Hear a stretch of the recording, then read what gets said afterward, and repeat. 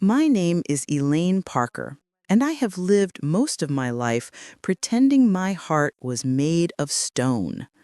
It wasn't, but convincing myself of that was easier than admitting the truth, that I'd been a mother who could not love her own child.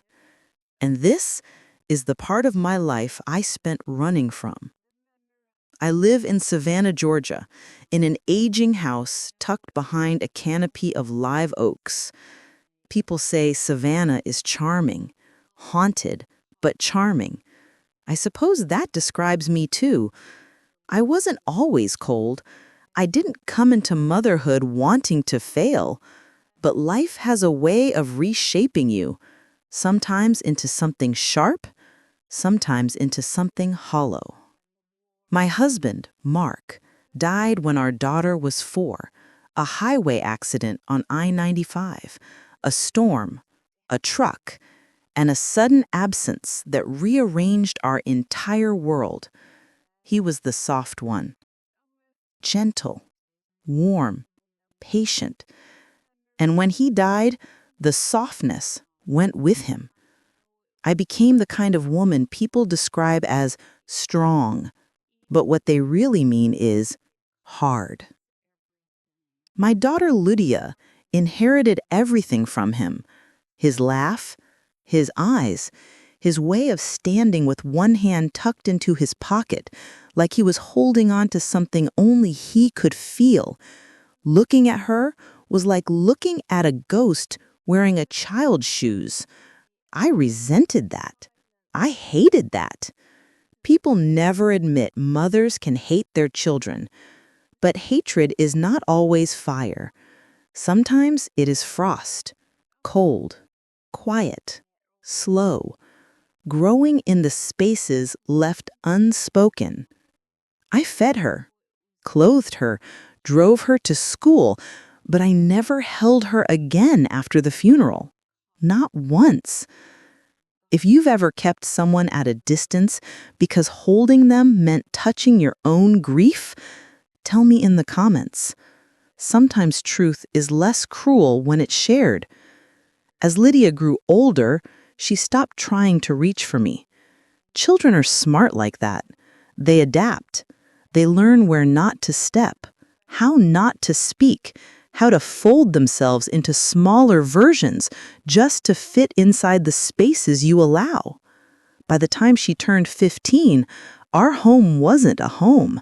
It was two people surviving under the same roof, like mismatched tenants who never learned how to speak the same language. She became quiet, soft-footed, always reading, always disappearing into her room, always somewhere that wasn't near me. Sometimes she'd slip out to sit under the magnolia tree at night. She thought I didn't know. I did. I just didn't know how to follow. One humid evening in July 2007, she came home late, 17 years old, hair damp with sweat, eyes red, as if she'd been crying. She stood in the doorway while I washed dishes. She said, "Mom, can we talk?" I kept scrubbing, kept pretending I didn't hear the tremble in her voice. "Not now, I'm tired." I remember the clatter of the dish hitting the sink. I remember her stepping closer. I remember thinking she smelled like jasmine, the same perfume I wore when Mark first kissed me outside our church. And then she said it. "Why don't you love me?" I didn't turn around, because if I did, I knew something inside me would crack so loudly the whole house would hear. So instead, I said the cruelest thing I could have chosen. "Don't be dramatic." She didn't scream. She didn't cry. She just stood there, a small piece of my past wearing my husband's eyes. Then she whispered, "You lost Dad. You didn't have to lose me too." And then she left. Not the house. Not yet. Just the conversation. Just the belief that I would ever choose her the way I chose my grief. 2 months later, She moved to Portland, Oregon for college. Across the country, across every silence we'd built between us, she left a note on the kitchen table that said, "You don't have to worry anymore." That was the last handwritten message I ever received from her. She didn't come home for Thanksgiving, or Christmas, or summer breaks. When my sister asked why, I said, "She's busy." When my pastor asked how Lydia was doing, I said, "She's fine." When neighbors wondered if she would visit soon, I said, "Kids grow up."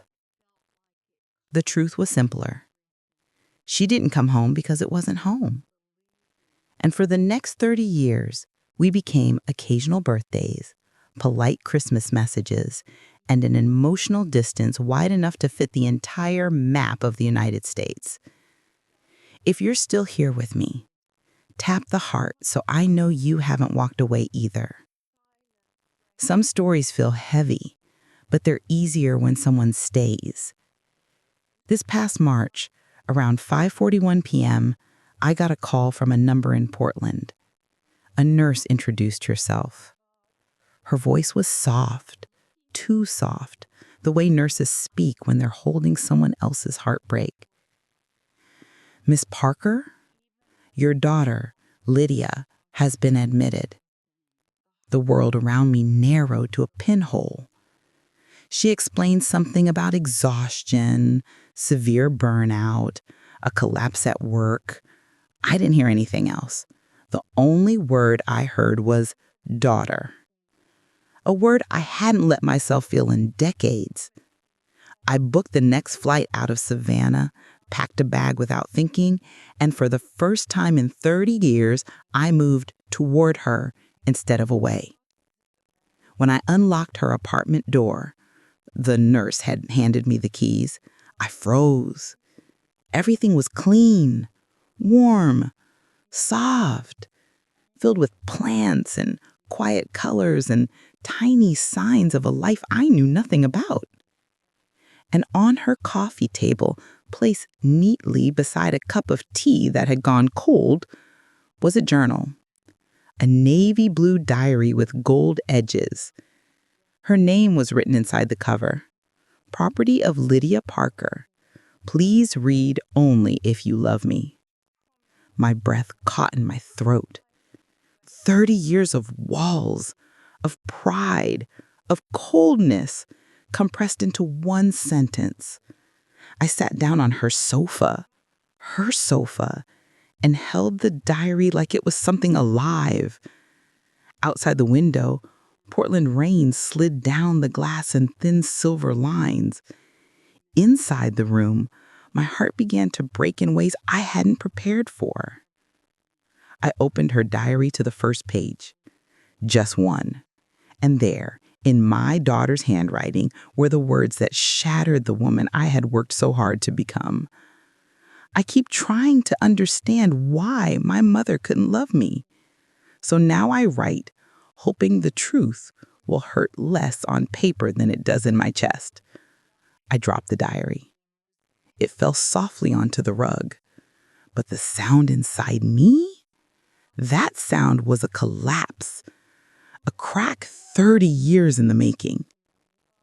If you've ever read something that changed everything you believed about someone, tell me in the comments. You don't need to explain. Just say, "I know that feeling." When I picked the diary back up from Lydia's rug, soft, woven, the kind she would have chosen for comfort, it felt heavier than before, as if 30 years of silence had soaked into the pages. I sat in her living room, staring at the rain-washed windows of Portland, Oregon, listening to the distant hum of streetcars and the soft clink of her wind chimes on the balcony. This was her world, a world I had never entered, a world she had built without me. And now, I would finally learn it. I opened to the next page. October 3, 1995, Savannah, Georgia. Age 4. Dad died today. Mom won't look at me. I think maybe I remind her of something bad. My breath hitched. She was 4. 4. And she believed she reminded me of something bad. She wrote in uneven, blocky letters as children do.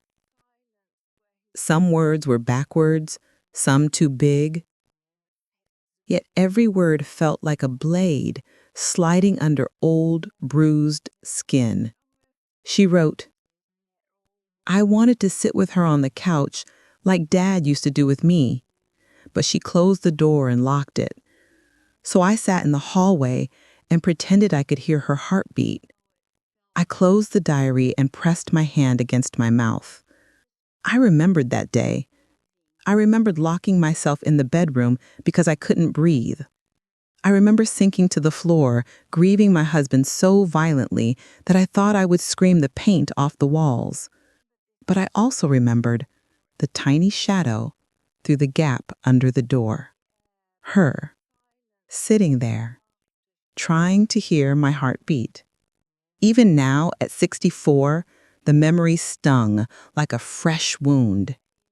If you're still listening, tell me, have you ever realized too late what someone needed from you? Even a single yes in the comments can lighten another person's guilt. I turned more pages. April 11, 1999, Savannah, age 8. Mom didn't come to my school play. Miss Adkins hugged me, though. She said sometimes grown-ups forget what's important. I remembered that play. No, I remembered missing it. I worked late stocking shelves at the pharmacy after they cut my daytime hours. I told myself she'd understand one day, but she hadn't. She'd written about it 8 years later, too. June 14, 2007, Savannah, age 16. We read To Kill a Mockingbird in English. Scout says you never really understand a person until you walk around in their skin. I wish Mom would walk in mine just once, even if it hurt her feet. I felt something squeeze inside my chest. A deep, slow, painful tightening, the kind that makes your breath turn shallow. I had always told myself she was dramatic, overly sensitive, too emotional. Now I saw the truth. She had been begging me to see her, and I had chosen blindness. One entry stopped me. September 18, 2005, Savannah. This was the year she turned 15. The year I first saw her sitting alone under the old magnolia tree in our backyard. I remember passing by the kitchen window and seeing her there, legs drawn up, arms wrapped around herself, moonlight on her face. I remember thinking, she must be fine. She chose to be alone. But her diary said otherwise. Mom saw me crying under the tree tonight. She saw. I know she did. But she walked away. Sometimes I think she avoids me because I'm the part of Dad she couldn't bury. I close my eyes, feeling tears leak from the corners. I wasn't avoiding her. I was avoiding the grief she carried on her face. But children don't know how to separate those two things. To them, pain is personal. Have you ever misunderstood someone because you saw your own wound in them? If you have, tell me gently in the comments. We all heal better when we admit the places we misread love. I reached a page dated July 2nd, 2007.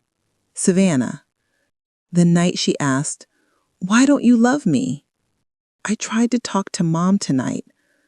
I stood there holding the door frame like it was the only thing keeping me from falling. I told her I needed her. She didn't even turn around. She wrote, "I don't know what hurts more, the idea that she doesn't love me or the fear that she never did." I felt something collapse inside me. I remembered that night differently. I remembered exhaustion, not cruelty. I remembered dishes, not distance. I remembered trying to stay calm, not realizing I was crushing her heart in the process. Memory is a strange thing.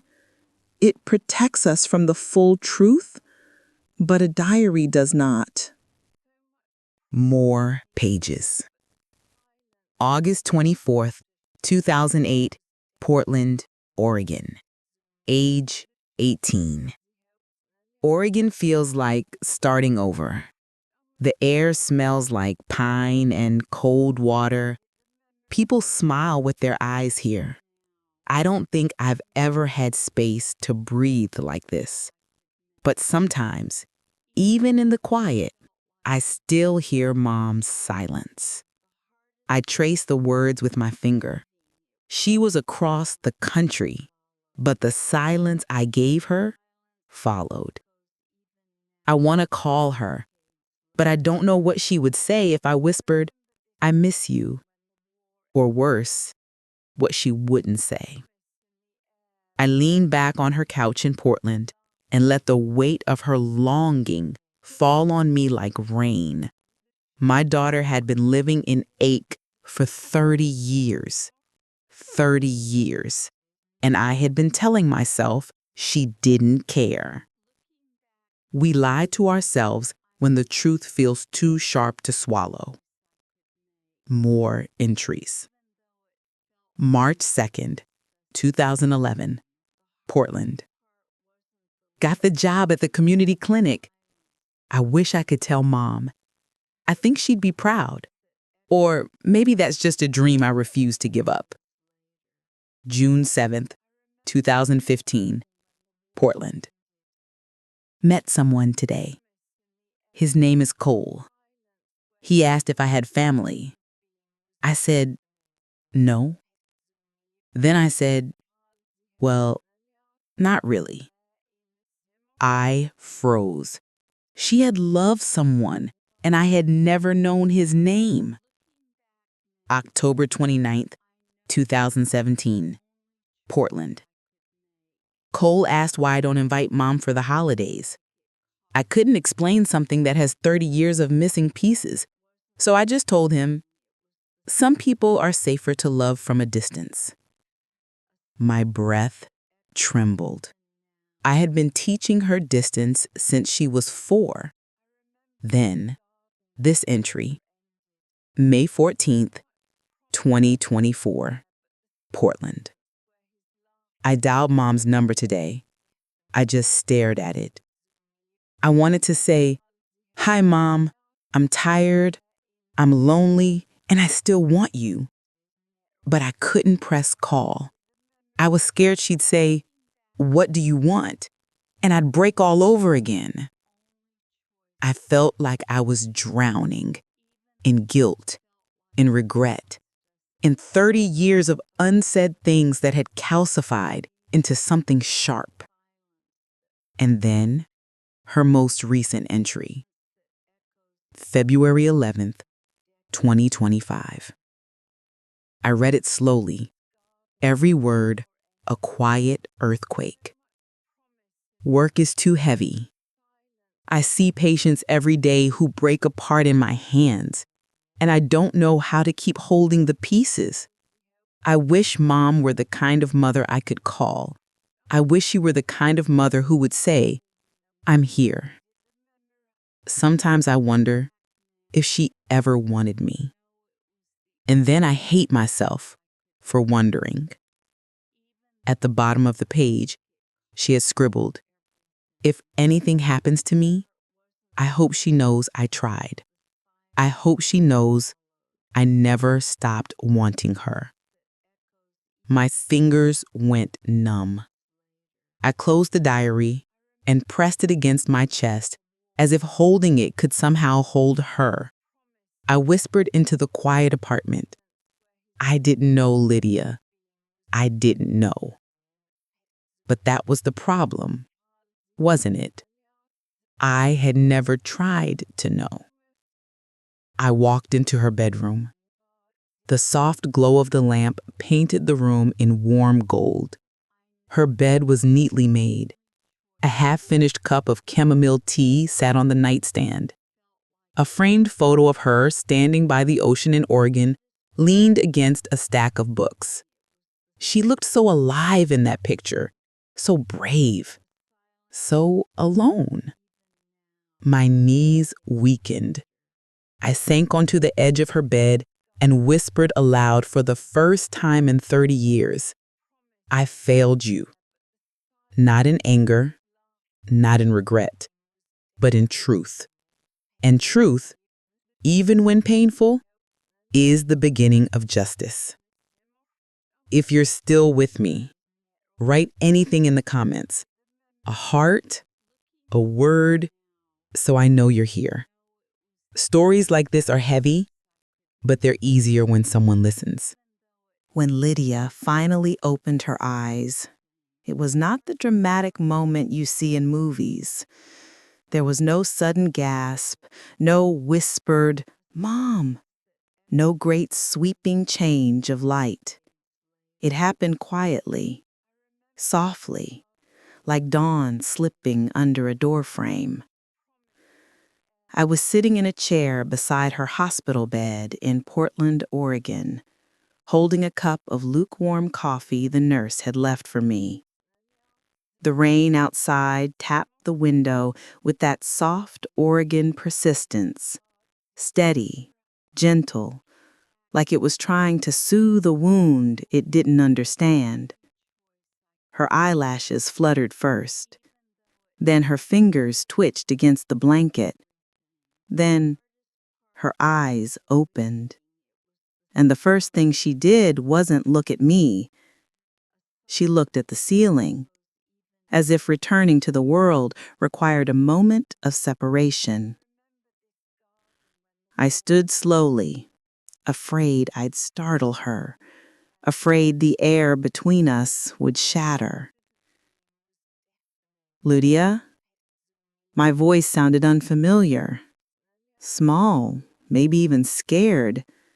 Her eyes moved toward me, hazel and tired and full of a lifetime I'd never learned. She blinked once, twice.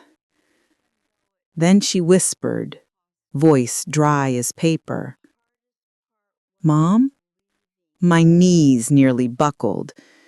She stared at me like I was a stranger, wearing a familiar face. I could see it. The confusion, the disbelief, the hurt, the deep ache tucked behind her pupils. "Why are you here?" she whispered. It wasn't anger. It wasn't accusation. It was bewilderment, as if she truly did not understand why a mother would fly 2,600 miles to be by her daughter's bedside. I swallowed. My throat felt thick, as if those 30 years of silence had gathered there like stones. I wanted to see you. She lowered her gaze, staring at her hands on the blanket. "I didn't think you'd come." A pause, long enough for my heart to crack again. "I didn't think you'd want me here." She looked up, and in her eyes I saw something that should have broken me decades ago. A daughter who had stopped expecting love. She shifted slightly on the bed, wincing at the IV in her arm. "You flew all the way from Georgia?" "Yes." "For me?" "Yes." "Why?" That question, why, hung between us like a blade suspended by a thread. Because guilt brought me. Because your diary shattered me. Because I realized, too late, that I had mistaken grief for motherhood and fear for protection. But I couldn't say any of that. Not yet. So I answered, honestly, the smallest truth I could speak, because I should have been here a long time ago. Her breath hitched. Her eyes shone, but didn't spill. The nurse walked in then, adjusting the monitors, offering ice chips, disrupting the gravity of the moment just enough to let both of us breathe. But when she left, silence returned. And silence between a mother and daughter is a language of its own. After a long pause, Lydia turned her head slightly and whispered, "Did you go to my apartment?" "Yes." "Did you see anything?" I hesitated. Her eyes searched mine, slowly, carefully. "You read it," she said quietly. Not a question, a fact. "Yes," I whispered. "I read everything." Her lips trembled. Her breath faltered. "I didn't write it for you to find. I know. I wrote those things because I never thought you'd read them. I know. I wrote things that I didn't want you to hear me say. I know, Lydia." And then, barely audible, "Do you hate me for it?" I stepped closer, my chest tightening. "Hate you?" My voice cracked. "No. Lydia, I hated myself long before I ever hated you." Her eyes widened, not dramatically, just a small widening, like a door opening a crack. "I didn't hate you," I whispered. "I didn't know how to love you without hurting." She turned her head away. The rain outside had softened, the window now streaked with silver trails. "Mom," she couldn't finish. "It's okay," I whispered. "You can say it." She looked back at me, and what came out wasn't anger. It was a wound. Soft. Old. Still bleeding. "You weren't there. I know. You didn't try. I know. I kept waiting for you." My breath broke, and I kept running. Because every time I saw you, I saw your father. And losing him broke something in me that I didn't know how to rebuild. Her bottom lip trembled. "You could have told me that." "I know," I whispered again. "But I thought I was protecting you." She shook her head very slightly. "You weren't protecting me," she said in a tired whisper. "You were protecting your pain." For a long moment, we didn't speak. The monitor beeped softly. A nurse passed by the hall. Footsteps echoed faintly. Then Lydia whispered the question that had lived in her chest for 30 years. "Did you ever want me?" My world stopped. 30 years of distance had led to this single moment. This single question spoken in a trembling whisper in a Portland hospital room. I moved closer, my hand hovering above hers. I didn't touch her. Not yet. Not without her permission. "Lydia," I said softly, voice shaking. "Wanting you was the easiest part. Loving you was the part I didn't know how to do." Her eyes filled, but didn't fall. "I wish you had tried. I know, and I am sorry. For every year, for every silence, for every moment you needed a mother and got a ghost instead." Her breath shook. She closed her eyes. "I didn't need perfect. I just needed something." For the first time, I saw the woman she had become. Not the girl I abandoned, not the shadow in my memories, but the woman who had built a life without a mother to hold her, independent, strong, resilient, and still unbearably gentle. You're so much stronger than I ever was. Her eyes opened. That's because I grew up learning how to live without softness. My chest ached. Lydia, I am here now, and I want. She lifted her hand weakly. Don't promise anything yet. Not until we talk. Really talk. Her boundaries were calm, clear, adult, and I respected them more than she realized. Permission to heal. She looked at me carefully. I'm not ready to forgive you. I nodded slowly. I understand. But, her voice softened, I don't want to keep living with this weight either. I don't want you to. I want to try. Not fix everything overnight, but try. I just need to know you're willing. I am. Her eyes searched mine, cautious, wounded, hopeful. Then maybe, she whispered, we can start over. Not as mother and daughter, but as two women learning each other for the first time. A tear slid down my cheek. That's more than I deserve, but it's everything I need. She lifted her hand slightly, hesitantly, as if offering it was an act of bravery.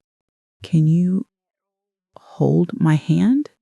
I didn't take it quickly, not like a movie moment, not like a movie. I reached slowly, gently, as if touching a wound that had never fully healed. Our fingers intertwined. For the first time in 30 years, her hand felt warm, real, alive. And in that moment, I realized that forgiveness is not a declaration. It is a touch, a beginning, a trembling first step, a decision to move out of the shadow of what was and into the fragile sunlight of what could be. If you're still here, leave a heart emoji or even just a single dot in the comments so I know this part spoke to you. Sometimes hope needs witnesses. Healing rarely arrives like thunder. It comes softly, in inches, not miles, in moments, not miracles. After Lydia's collapse, after the diary, after 30 years of silence bending under the weight of truth, we found ourselves standing on new, unsteady ground. Not mother and daughter, not yet, but two women, two broken things, trying to build something out of the pieces.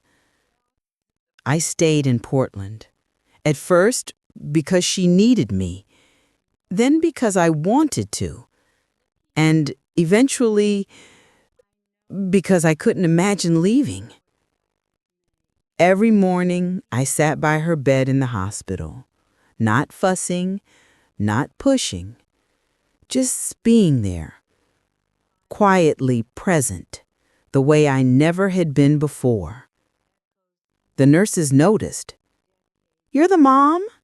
one asked gently. I nodded. "Well, she's lucky you came." I swallowed hard. "No," I whispered. "I'm the lucky one." The first conversations Lydia and I shared were awkward, tiny, stilted, and careful, not the sweeping emotional reunions people fantasize about. Just real, fragile beginnings. "How's your tea?" I asked one morning. "Cold," she said, but she smiled a little when she said it. Another day she asked me, "Did you sleep last night?" "I tried," I said. It wasn't a lie, not fully. Sometimes she looked at me with the sadness she tried to hide. Sometimes I looked at her with the guilt I failed to hide. But we kept trying. If you're still listening, tell me in the comments, have you ever rebuilt something that was broken for years? I'd like to know I'm not alone in this. On the 6th day, she asked me, "Mom, will you walk with me?" So I helped her, gently, carefully, guiding her down the hospital corridor as rain streaked the windows beside us. We walked slowly, her arm hooked in mine, our steps small and unsure. She looked straight ahead and whispered, "I don't know how to do this." "Me neither," I said softly. "But we can learn." She murmured, "Yes." I breathed, "If you'll let me." Her fingers tightened around my arm. "I'm trying." "So am I." We walked another few steps before she said something that felt like a leaf falling from a long dead tree. "I never stopped wanting you, Mom." I closed my eyes briefly, and I never stopped needing you. I just didn't know how to reach you without bleeding. When she leaned her head lightly against my shoulder, I felt something inside me finally exhale, a grief that had been holding its breath for 30 years. When Lydia was finally discharged, she asked me, "Will you stay at my apartment just until I get stronger?" My heart trembled at how soft her voice was. She didn't say, "Mom, please stay." She said it like a question, like she wasn't sure she had the right to ask. "I'll stay. As long as you need, as long as you want." Her eyes glistened, but she didn't cry. Neither of us did. Sometimes tears are too sacred to fall right away. Her apartment became our classroom, where we relearned each other in small, quiet lessons. I cooked breakfast one morning, scrambled eggs, toast, strawberries. She sat at her kitchen counter watching me. "You remember how I like them," she said. "I watched. You were little, but I watched you. I just didn't know how to show I cared." She didn't respond, but her shoulders loosened. One cold afternoon, we walked along Portland's waterfront park, the river moving slow beside us. Lydia wore a knitted scarf, gray with hints of blue, something she must have chosen to match the Oregon sky. I asked, "Do you ever think you'll forgive me?" She didn't look at me. She watched a flock of gulls instead. "I don't know," she said honestly. "Forgiveness isn't a door. It's a window that opens a little more each day." I nodded. I deserve no less than honesty. "I won't rush you," I said. "I won't expect anything from you. I'm just grateful I get to walk beside you." She finally looked at me then. "You're trying. I can feel that." "I'm trying with everything I have left." She exhaled, and I could see something in her face unclench, a wound loosening its grip. Back in her apartment, one rainy evening, I found her at her kitchen table, holding a pen, a blank card in front of me. "What are you doing?" she asked softly. I'm writing to you. But I'm right here. I know. But some things I need you to read, not hear. I handed her the envelope. She didn't open it right away. She placed it on her lap and waited. Are you sure? She whispered. I've never been more sure. She opened it slowly. My handwriting, shaky, uneven, unfamiliar after years of never writing anything personal, filled the page. My Lydia, I don't know how many years I have left, but for however... I asked, do you ever think you'll forgive me? She didn't look at me. She watched a flock of gulls instead. I don't know, she said honestly. Forgiveness isn't a door. It's a window that opens a little more each day. I nodded. I deserved no less than honesty. I won't rush you, I said. I won't expect anything from you. I'm just grateful I get to walk beside you. She finally looked at me then. You're trying. I can feel that. I'm trying with everything I have left. She exhaled, and I could see something in her face unclench, a wound loosening its grip. Back in her apartment, one rainy evening, she found me at her kitchen table holding a pen, a blank card in front of me. What are you doing? She asked softly. I'm writing to you. But I'm right here. I know, I said, but some things I need you to read, not hear. I handed her the envelope. She didn't open it right away. She placed it on her lap and waited. Are you sure? She whispered. I've never been more sure. She opened it slowly. My handwriting, shaky, uneven, unfamiliar after years of never writing anything personal, filled the page. My Lydia. I don't know how many years I have left, but for however many there are, I want to spend them unlearning everything that made me lose you. I want to be someone you're not afraid to love, someone you're not afraid to call, someone who doesn't hide behind old grief like a shield. You deserved a mother who held you. You deserved a mother who listened. You deserved love that didn't come with silence. You deserved more than I knew how to give. I can't erase the years I failed you, but I can give you the years I have left, not as payment, not as repentance, but as love. If you'll let me. Mom. When she finished reading, she didn't cry. She walked around the table, stood behind me, and wrapped her arms around me from behind. It was the first time she had touched me with love since she was a child. Her cheek pressed against my hair.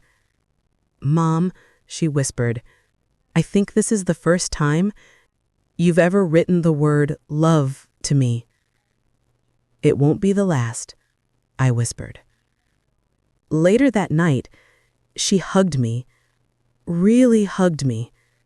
Not cautiously, not stiffly, not like someone trying to be polite. She hugged me like someone who had waited 30 years to be held by the person who abandoned her. I held her back, not gently, not carefully, but fully. It was not forgiveness. It was not healing. It was permission. Permission to begin again. 2 months later, she asked, Mom, would you like to come home with me sometime, just to see where I grew up again? I said yes before she finished the sentence. We flew to Savannah together. We walked through the old house, where the walls still held our silence, but now also held our footsteps side by side. She walked to the magnolia tree. I stood beside her. She said, "I used to cry here." "I know." She looked at me. "You never asked me why." "I was scared," I admitted softly. "I thought if I asked, I'd break." "You didn't realize that I was breaking anyway." I touched her hand gently. "I realize now, and I won't walk away again." She squeezed my fingers. "I know," she whispered. "And Mom, I'm not walking away either." That night, before flying back to Portland, she asked, "Mom, do you think we can be okay?" I cupped her cheek gently, the way I should have done when she was little. "We won't ever be the way we could have been," I said honestly. "But we can be something beautiful anyway. Something honest, something real, something new." She leaned her forehead against mine. "I want that. I really want that." And in that moment, the wound that lived between us finally loosened its claws, not gone, not forgotten, but no longer in control. When I look back now, I don't see the 30 years I lost. I see the years I finally showed up. Because healing isn't rewriting the story. It's choosing a different ending. And if you're listening to this right now, maybe someone in your life needs a different ending too. Because here, on True Life Stories, we don't just tell stories, we remember them. Subscribe, stay with us, and help the silence end, one true story at a time.